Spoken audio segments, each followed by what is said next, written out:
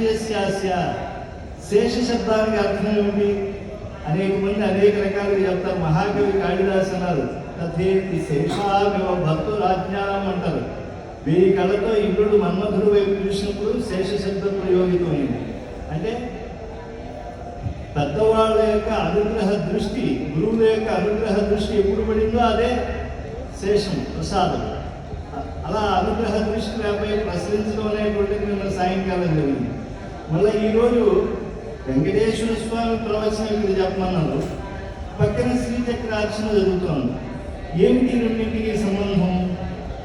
ఇంకొకటి ఇక్కడ పవిత్రత ఏమిటి అంటే 25 సంవత్సరముల స్వామివారి యొక్క విజయ యాత్ర జరుగుతోంది. అంటే స్వామివారు ఈ క్షేత్రంలో దత్త వెంకటేశ్వరుడుగా ఉదయించి భక్తులను పరిరక్షిస్తూ 25 సంవత్సరములు పరిపూర్ణంగా రక్షించుకున్నాను అనేటువంటి విజయోత్సవం